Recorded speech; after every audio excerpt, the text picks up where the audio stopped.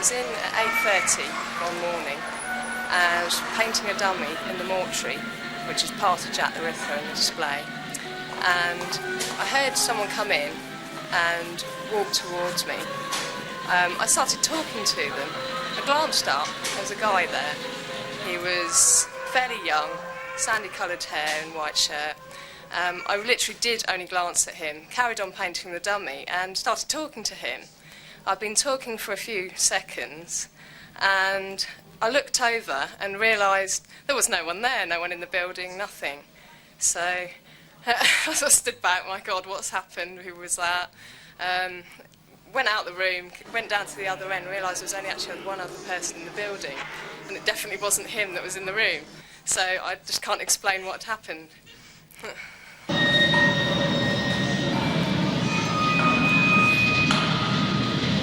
Over the past 20 years, all sorts of rumours have circulated in the dungeon, and the live actors here have, even though they're employed to frighten people, they're actually quite frightened themselves, some of them, and they've always said there's a weird feeling here. I was in the body section of Jack the Ripper on my own, and the other person on Jack was in mortuary, and the door from bodies to Mitre Square opened really slowly, stopped, and then it closed really slowly. So it wasn't a breeze, it didn't open and then just slam shut.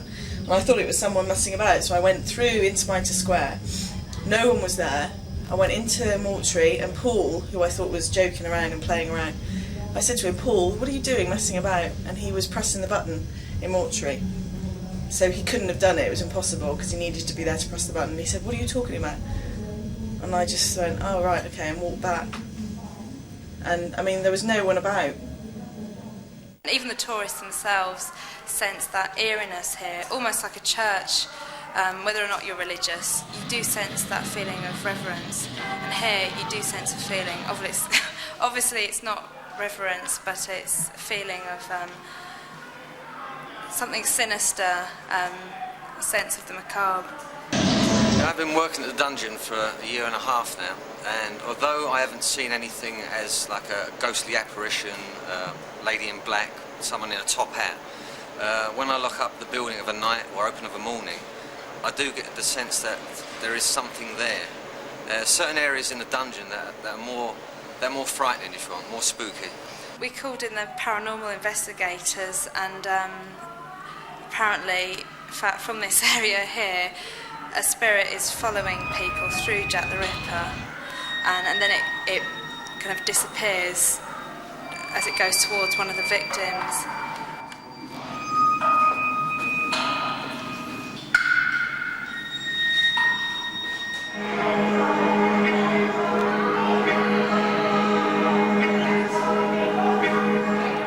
All the stories that I've heard from other people that worked here, people that worked in the past, have been either Jack the Ripper or the Theatre of the Guillotine, which is roughly around the same area. There's also one story about the back of the boat ride, which leads into Jack the Ripper, so it tends to be the far end of the dungeon. My name's Paul Southcott, I'm Head of Investigations for the group, and I've been dealing with paranormal activity for 33 years. It's just an interest I took up as a kid and just stayed with me ever since and grew inside me.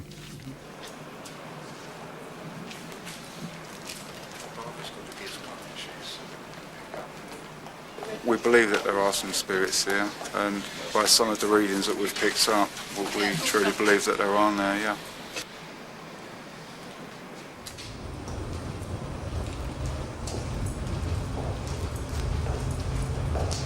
My mum thinks I'm balmy. My sister, she don't talk to me anymore. And most of my friends are just very interested. So we've got the sounds of the tubes going over, so we know what that one is. What? Michaela, you know this draft that's coming down? Is that there all the time? Might be the air conditioning. Yeah, so that's what we can hear now, isn't it? Yeah, that is the air conditioning. Right. High. Okay.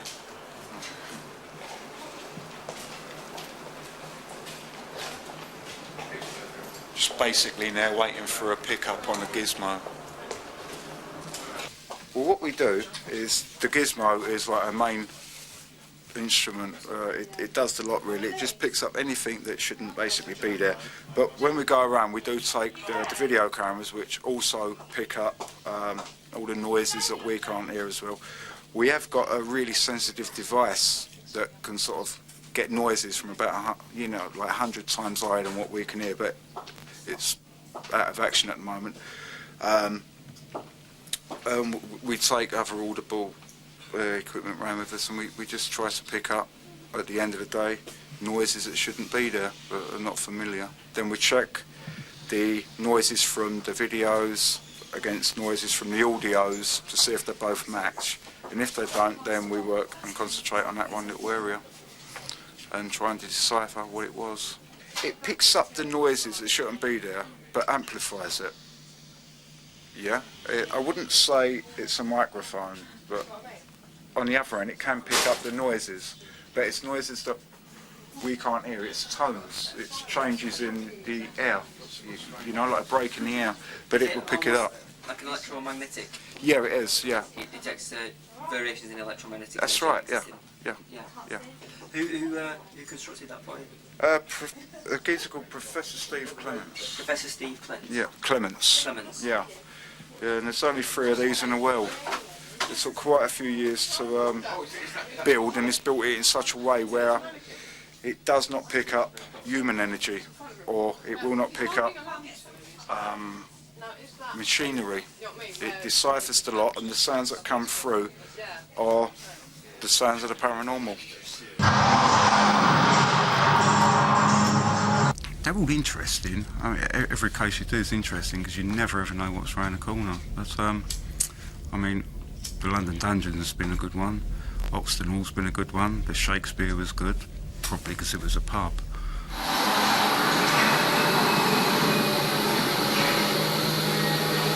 My particular interest is really UFOs.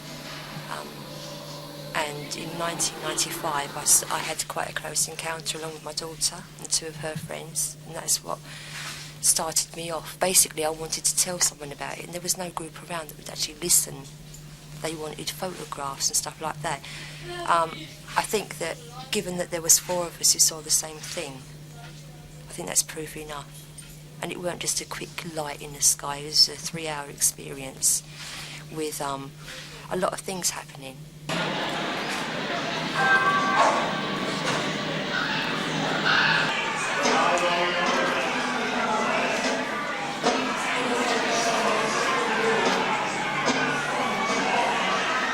I've had a lot of personal experiences since I was born, really, and I studied the Bible for 3 years with the Jehovah's Witnesses, and now I'm studying at the College of Psychics at South Kensington.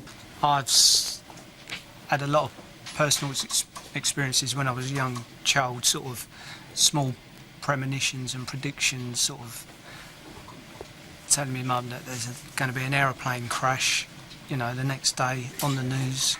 An aeroplane crashed at that time that I said there's going to be a plane crash. My parents always sort of told me to ignore it.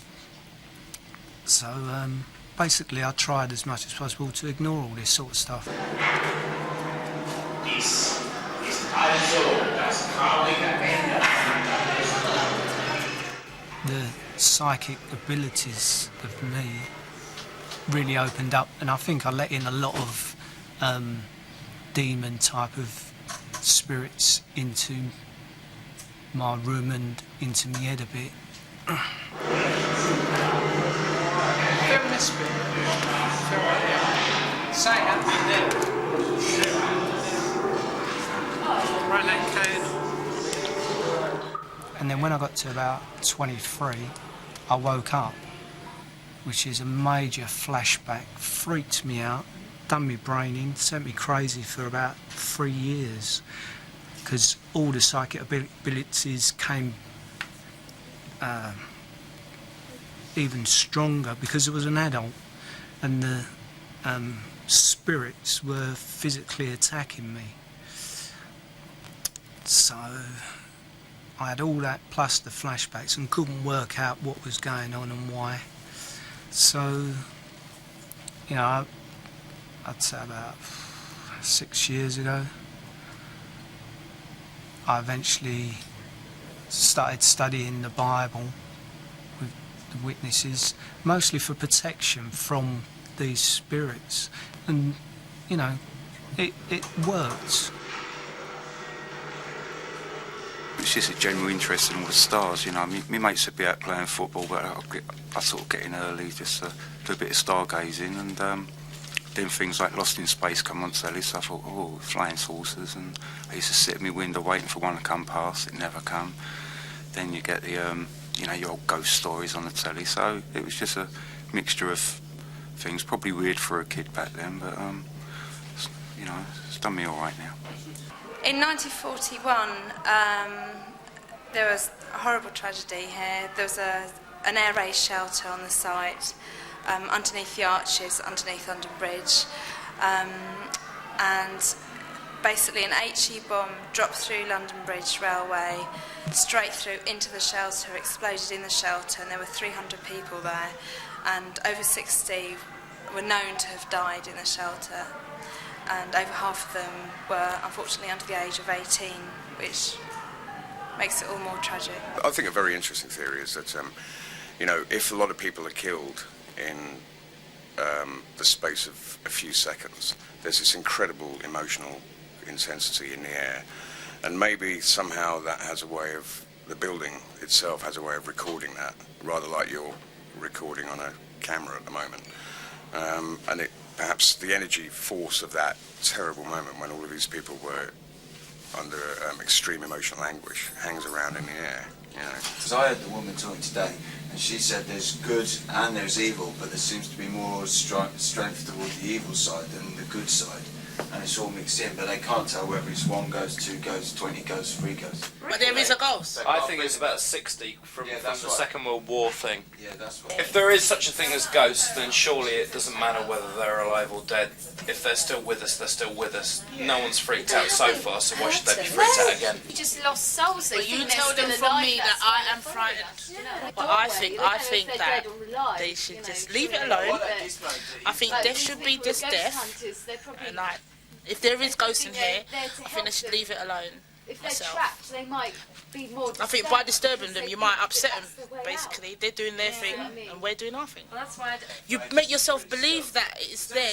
Do you understand? You know, if you're really curious about something, it's like kids, they want sweets, and they make themselves believe that they're going to get it, and then you know, I don't know. I have to see it for myself, and if anybody in here has seen a ghost, I want to see it as well. I'm not frightened to see it. That's one thing, I'm not frightened. I do believe there is a man upstairs.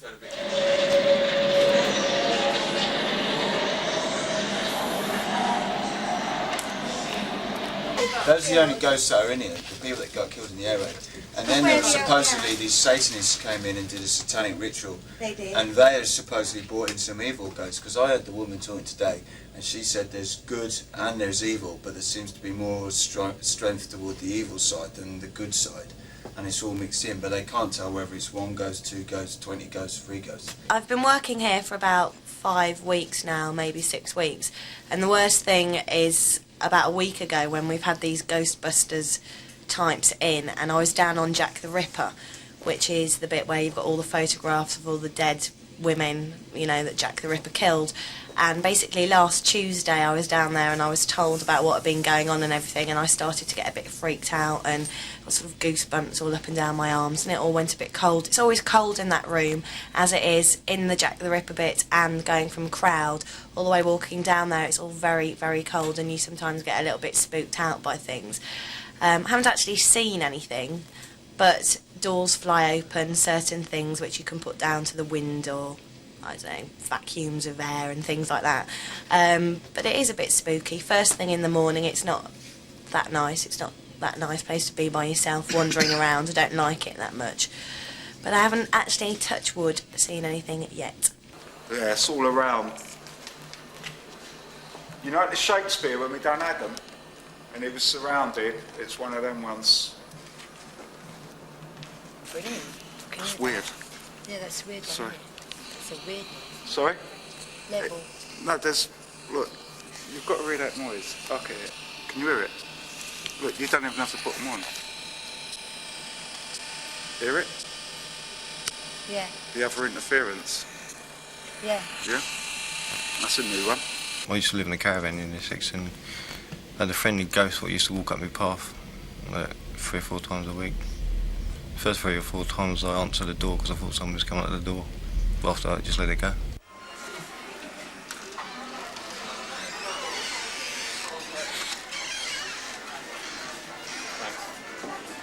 How do you distinguish friendly from unfriendly? It didn't bother me, so I took it as friendly. Excellent.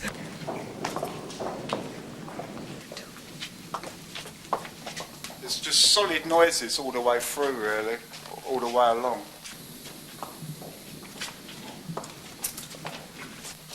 Do you hear me? Oh.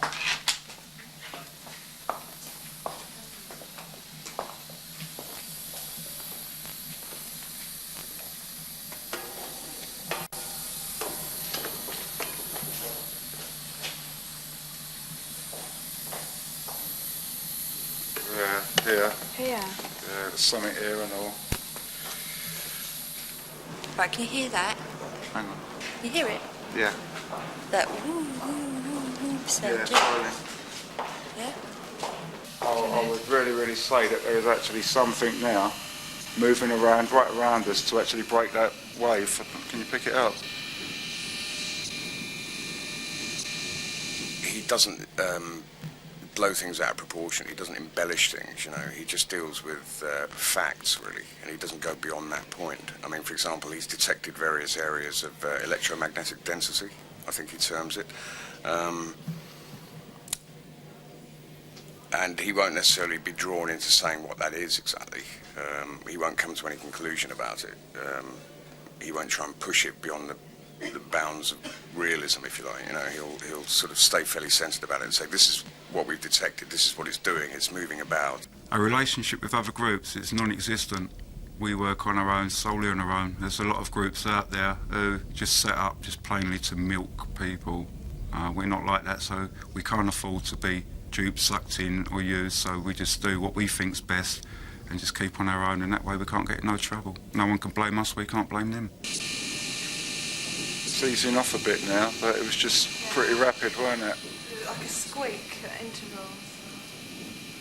Yeah, it's gone, it's past. I would actually say it was around us at that time breaking up these waves. So the only thing is, I don't know what way it went. They're all ongoing because, I mean, take for argument's sake, the dungeons probably it's been probably haunted for 50 years getting on, you know, but we've just come along and discovered it really is. Let's go 6, 5, 4, whatever. Yeah? 0, that was. With investigations, they only stop when the person who calls you in says, you know, I don't want you to do no more, or you get a medium in and they do what they call a clearance, and then there really is nothing more to do. But I should say about 80% of investigations never ever finish. At one point I just had to take the headphones off really quickly because there was like a tapping sound and it just went straight through me, and I said, look, what the hell's this? And apparently it's spirits trying to contact us. Like Rachel, do you remember that time the door opened on Rachel and Jack and she was so scared to go down and she couldn't be there on her own?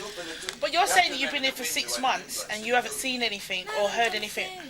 But ghosts don't work like that. They don't work as soon as, like now, they might just not, you see, you know, because everyone's out there looking for it. It might Well, you see, that's it. You see, they were fine before. But they might have got really threatened and feel upset now.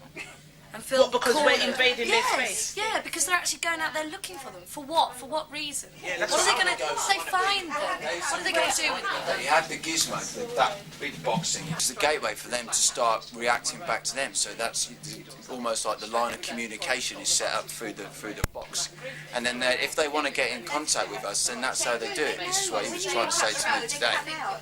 But not only, but he was trying to make out that there's evil here, there's all this evil in the building. But I just think that's the attitude of a lot of people that come through, you know, because of just the way the building's run. This is the first stage of our investigation. So today, all we've done basically is come down with Polaroids, video, and the gizmo. We've gone round with the gizmo in any area that registers high levels of energy.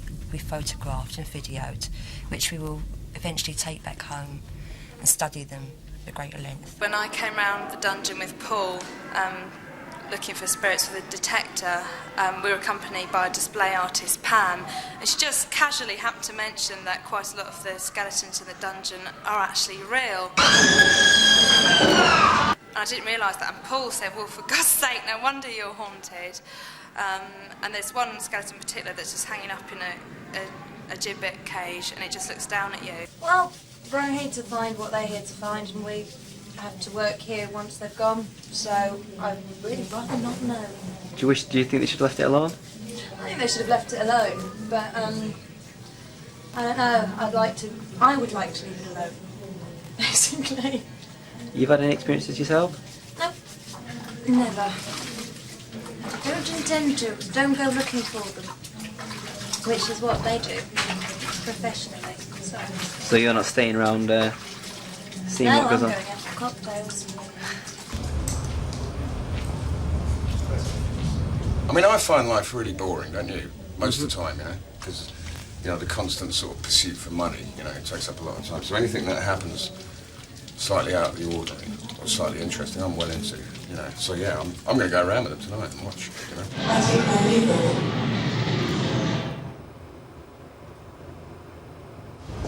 Exciting, isn't it? Can you hear that one? I'll get that. Yeah. I could also... Really broken. Oh my God. That means that I would really say that there is actually something now moving around, right around us to actually break that wave. Pick it up. Look now. You've got Lamb out here, Alan. That's sort of we've got. This one may be interesting. It's hard to tell under this because of the way it is, but we've got to let this one dry off natural. I thought we might be in luck. Where was that taken? When Barbara said it was an 8-point reading?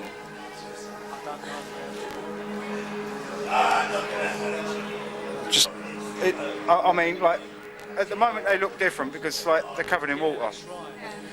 Well, to tell the truth, this one's covered in water, this one ain't. So this one is a good bet. I've got to wait for this to dry and then work out what is droplets, basically. But it just looks as though there might be a shape there. But I've got to wait. I mean, I can't tell properly at the moment. It's torchlight, dark, and it's wet. But do you want to go to a light and check them, and I'll check this thing again? Shall I put these up on the board so they can dry, yeah? Okay, good luck. This kind of work may seem really weird to most people, but in reality, I saw my first UFO when I was 7, and I've always had an interest since then. And I've had a couple of sightings in between, which have been quite big ones, really good ones, you know? And so I've always realised there was something out there. When I started the group, that was the basis for founding it. And we've moved into other areas, and now we deal with everything. Ghosts, witchcraft, crop circles, anything of an unusual nature we deal with. I think actually it might be that light behind there. Oh, right, yeah. Oh. No, could it be? No, it couldn't be.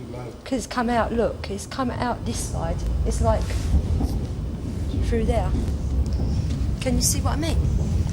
This is the bit we can't identify. Yeah, I'm getting that. Or is it a bit of cloth or what? I don't know.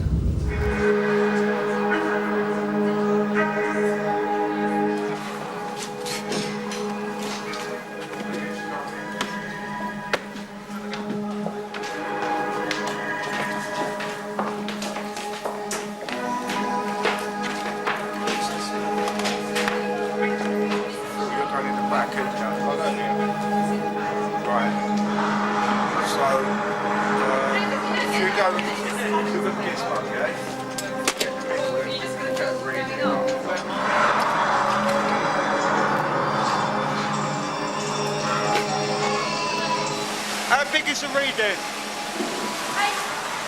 Bloody hell. Where is it? Left, right, above? All around? Just a general reading.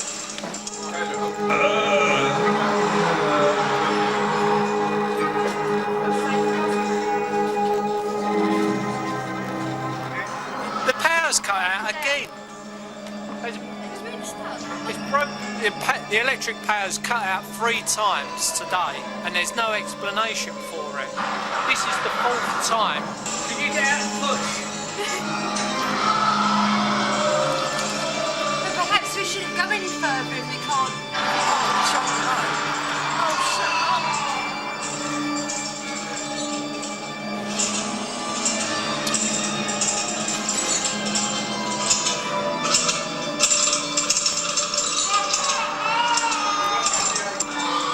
Broken down, something's happened the other end. Does that normally happen? No.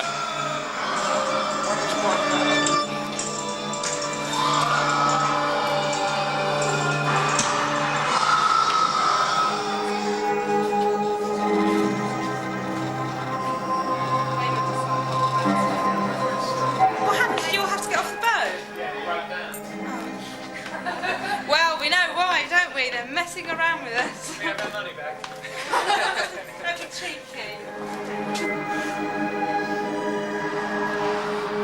They're difficult until they've fully developed, until we've got a magnifying glass on them. The thing is, they do take minutes to develop. Hurry this one along. I think the reason these were taken is because the gizmo was going off strongly in that place, that's why. Can't see anything offhand in these. The reason we use Polaroids is because you can't tamper with them.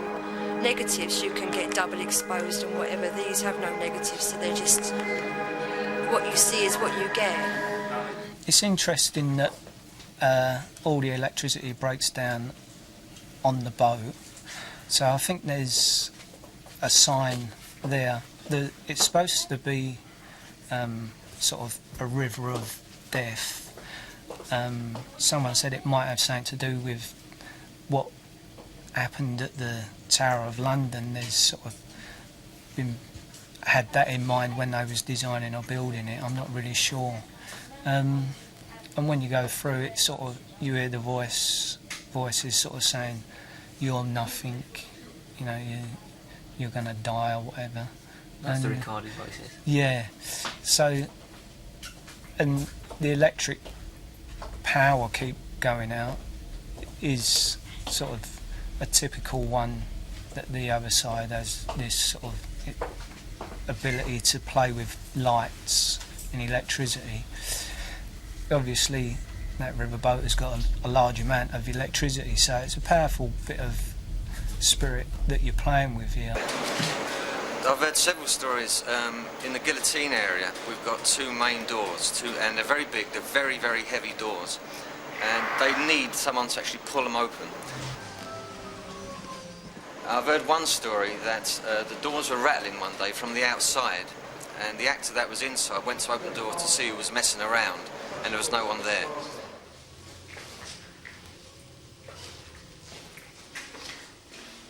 It's like full rev now. Yeah, and it's all around the doorway, yeah? Another story I heard was that the doors one day flew open by themselves. Now, for that to happen is almost impossible. They'd have to be pushed, and you'd see someone outside, and there was no one there.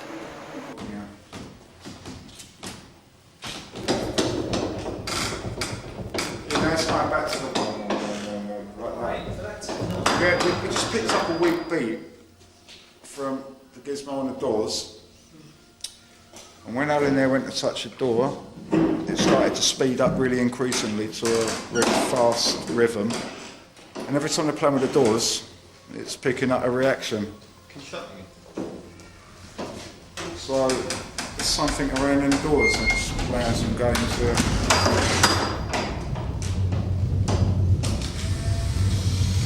Great, see, it's gone calm, not calmish, but...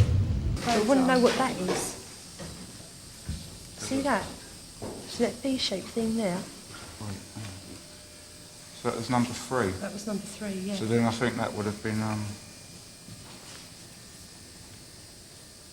what's all this red? I think it's the back of one of the models. But what's that? That's what I'm interested in. Sorry, I was only joking when I said... If you look at it, you can see it seems to be it's coming like, out, doesn't it? Yeah, it's floating in front of the metal. I don't know if you can get a close-up on it. Whatever, we're just looking at this little bit here. Someone was stood there, that's when I was a bit... Well, everyone's been talking about it, you know, on the floor all day, you know. Oh, you know, you should leave it alone in case something dodgy happens. Or, that's all right, you know. And everyone's been recounting their little stories, mostly to do with doors around the Jack the Ripper section, just slowly opening. And it got knockers on the doors, and the knockers started knocking, but the thing is, the whole door wasn't moving. So I had a friend run round the outside to catch him. And I'm standing outside waiting for him to come out, and he said there was no one there. And they carried on knocking until a show was coming down, and they stopped. There's little things, I blew out candles, come back in the morning, lighted candles, and the candles lit. And I would like to know who lit them. Did you think anybody could be playing tricks on? No, not at all, because I was the last person to go out. But I definitely know there is ghosts. I don't care what anyone says, you just know.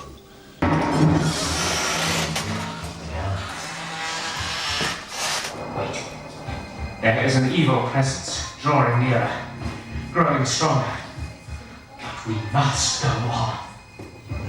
Coincidence? Surely not.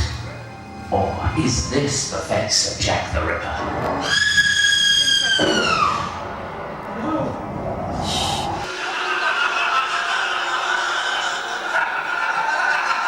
She was the first of Jack's victims. She was most certainly not the last. In the following weeks and months, he killed many more prostitutes before disappearing, never to be found. Now, as you continue through Whitechapel, you may experience some rather strange things, and I do suggest for your sakes that you stick close together. If you wander off on your own and you're in a spot of bother and you try to scream for help, no one will hear you. So I hope, ladies, you came in here today with a big, strong gentleman to hold on to. And if you did come here alone, I suggest you try to make a friend very quickly. Follow me. I can only wish you good luck and Godspeed. We've continued to investigate down here. We've been here, I think, about 6 times. Each time we spent the whole day here.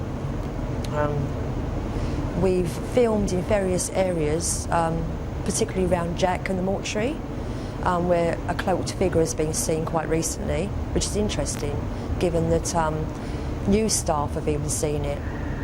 In the times that we've had a break from being here, we've come back to staff saying, oh yeah, we've seen a guy down there. Well, we think it's a man in a cloak, so it's quite interesting. It was a week into when I first started at the London Dungeon, and I was in the last section of the guillotine area. And it was in the times where the room was completely black when you brought a group in, and very often people wouldn't move forwards to where you need them to be.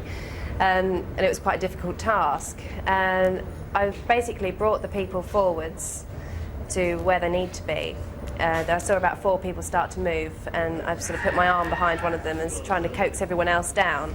And the show starts, the button's been pressed, the show's starting, drum roll, and basically the lights came up and I turned around, there was no one there, when I thought I'd brought at least 4 people who I'd seen, and I touched one as they came forward. When the light came up, there was nobody there at all, and the whole group was still at the back of the room. So that to me was quite a spooky experience. I don't know whether it was a ghost or whether it was just, I have no idea. What we're doing here is we're monitoring the room next door, and we're also putting it straight down onto a cassette now to like review the evidence later on. We're also making notes of temperature changes outside, which is done all automatically. So far, in 35 minutes, we've had a drop of -5, which is quite good. We try and be as scientific as we can. I mean, this is not a precise science, as you can appreciate, but we work on the basis that if anybody's going to come and look at our work, then we want it to be as explainable as possible. So we're very clear about needing to record what we do, and we do that a number of ways. I mean, we temperature record, as I think I explained to you earlier. We capture situations in terms of the way temperature changes, and that's often, based on the experience of others, a clear indicator of some presence or something happening. So temperature is one thing we record. We visually record, so we have video cameras running all of the time using clean blank tapes so that there's no accusation of being tampered or being used before. So we're always videoing. We also we record clearly what happens, so we write on a data record sheet time, what's happening, temperature change, and any other significant event throughout a period of observation. We do that rigorously. The other piece of equipment we've got is something we call the gizmo. It's a new powerful model. This one gives us more scope than what we had before. It gives us more range, and it cuts out a lot of background as well, which the other one did pick up, but this one, it cuts it right. It's got a nice filter system on it, so we can get right clear sounds, and yeah, it's just an improved version, which again is we're going to give it a good run later on.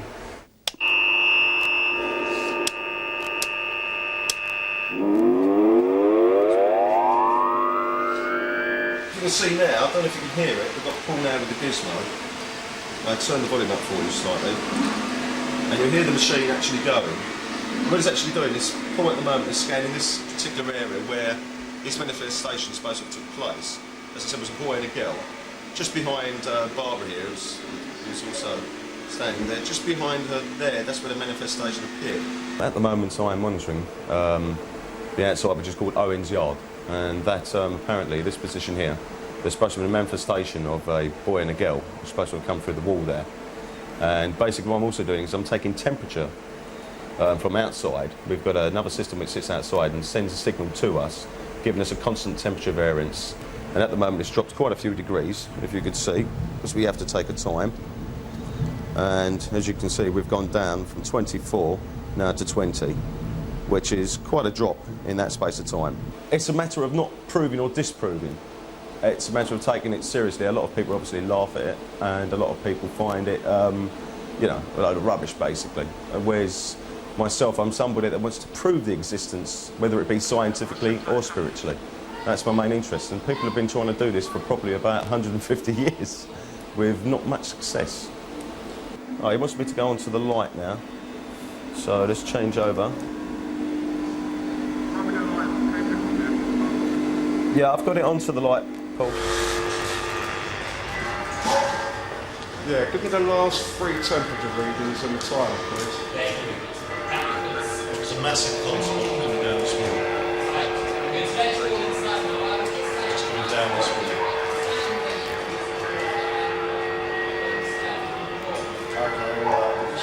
Right, well, Paul's just informed me that they're picking up something now within this area. That's why I've just switched back onto camera 1. Hopefully, something is going to show, or something might show. It's running straight directly along here. Right, now I'm detecting upwards towards the light. Yeah, no, it's definitely a cold spot here. It's all the way down. Yeah, it's like sheet coming down, probably like a freezing cold shower, yeah? I'm taking a reading now, yeah? Okay, now what's actually happening is we're keeping an eye on the temperature, because the temperature does seem to be dropping a little bit quicker than it should be. Right, we're still in a cold spot, and it's going straight across. It's like a fridge door opening. It's all around. Yeah, it's all above. Definitely above. Just one solid column.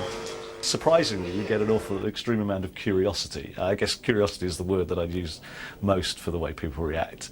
They look at you strangely when you tell them what you're doing, but they get very curious. So tell me, you know, what did you see? How did it happen? That's the kind of general reaction. So, and because it's surprising, it always surprises me that there are many more people who are curious and not sure about things and really want to find out more. Whenever we've discovered anything in a place, we want to leave it up to the people who live there. I wouldn't presume to advise them, but if they did want help to get rid of it, we do know an atheist exorcist, which is a good one, quite unusual. We know mediums. We have people affiliated with our group who help us out on that basis. If we need them, they will come in and do it.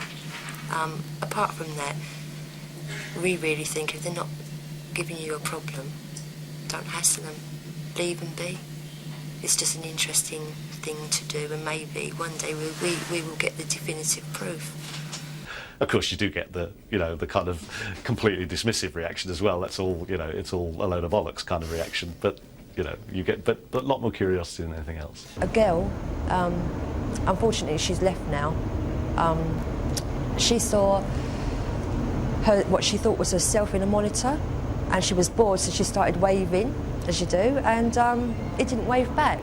So she stuck her head through the hatch to where this thing should have been, the girl should have been, and there was no one there. So it was quite interesting as well. I was down here myself on my own about 3 weeks ago, and I set up some equipment up along the back of the boat ride. Now, the dungeons were closed, and on the monitor I could see someone clambering over the boats, and I thought, oh, that's good, I'm not alone, it must be the repairman. But it wasn't, because he come through the other door, so I'm not sure what that was either.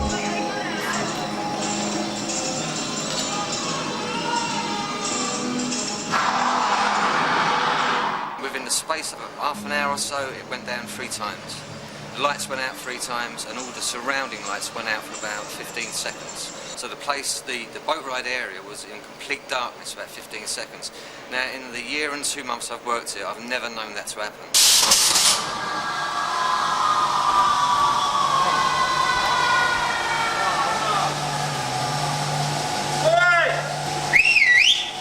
What's happened? Are we stuck? Looks like it. We're broke down. Everyone keeps sitting down. Yeah, don't move. Hey! You're right, love.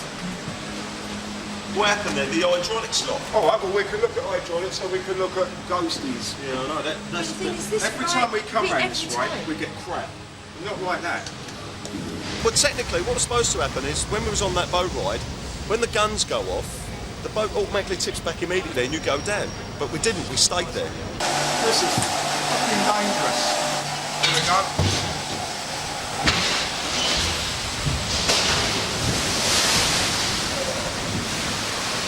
I said to Paul, is the gizmo making any noise? And Paul says, no, it's quiet. But I felt something coming up the right-hand side. It was like very an unpleasant feeling. It shot through me. I mean, I'm not no psychic or anything, but nevertheless, I felt spooked, and then that happened. So I'm still shaking. Bastards. Yeah. They did it deliberately. They did it deliberately. No, that is not funny. That shouldn't have done that. And to me, I know it's a simple technical breakdown, but to me it's just like them saying, right, we know you're here, now you know we're here. We can do things that you can't, we can do this to you, you can't do it to us. So watch it, don't mess with us. That was really dangerous. Yeah, I know. That is spooky. We could have been killed there. I mean, I don't get spooked, because, I wouldn't be doing this if I did, but I do get frightened, I'm only human. That frightened me. I was worried then.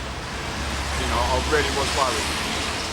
Yeah, I didn't like that at all. That was too dangerous, because it would have taken nothing for us to slip back. Yeah. And we weren't that's not In the line of work that Paul does, and the team does, there are dangers, whether they be of a spiritual nature or demonic nature, but they are dangerous just technically. I mean, that's why you've got to be so aware and be more than just an investigator. You've got to be everything rolled into one. I mean, this ain't for the faint-hearted, but I've just found out I have got a faint heart, and it's going bang, bang, bang right now, and I can't calm down at the moment. But no spook's going to beat me. Still keeping our attitude, we're going in now, and now we're going to try to root out where it's coming from. well, everybody's entitled to their own opinion of what they want to believe in or not believe in. So it's not up to us to say to people, yeah, they've got to believe in it if they don't want to.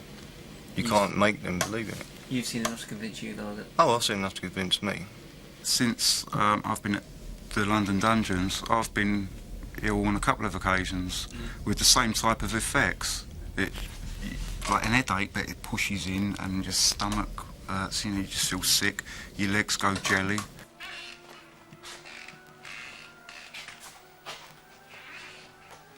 Eventually it will lead into a much more fully fledged and more recognised discipline or of activity. I think all that prevents it from being that now is perhaps the dodgy history it's had, in terms of, there have been fabricated things, there have been people who've abused their position and created, things that are simply just not there. I think the more systematic, more scientific one can get about it, and clearly the more evidence that is gathered, then the more people will tolerate the fact that there may be other things that we yet don't know about in our heavily rational, scientific, world that are actually those conventional sciences don't necessarily explain all there is to explain. I believe in the paranormal. The reason I do this kind of work is because I want to define it. I don't want to depart this earth not knowing, not having my own kind of proof. So long as I know, then I'll be happy. It's interesting because you do hear stories that are very similar to what I've experienced, and they all seem to cope with it themselves. The last person everybody goes to is a psychologist, just because of the fear of going into a nut house and having the key thrown away. It's a frightening thought. So most people try and cope with it themselves, and it takes a few years to get your mind settled down and trying to live a normal life again. If there is a ghost here, I feel that we should leave it be. I mean, it doesn't cause any problem to anyone. There's not been any incidents where anything's happened that's been evil or nasty, so I feel leave it be. Something of the dungeon's size and their reputation, it's not a thing you can just come in and do in a few hours. You need an intense investigation on this one. Brought up not to believe in ghosts or anything like that, but I believe now, yes. It is just a personal fight between me and good and evil. It's getting more threatening, more dangerous. We had an exorcist man come down here, and he picks up 3 demons at the beginning of the boat ride. Who knows? I mean, put that with the voice we got, that's a demonic activity, playing with someone's lives. Ghosts, they're just simple, hello type of things. But demons are, another kettle of fish. This is playing with our lifespan.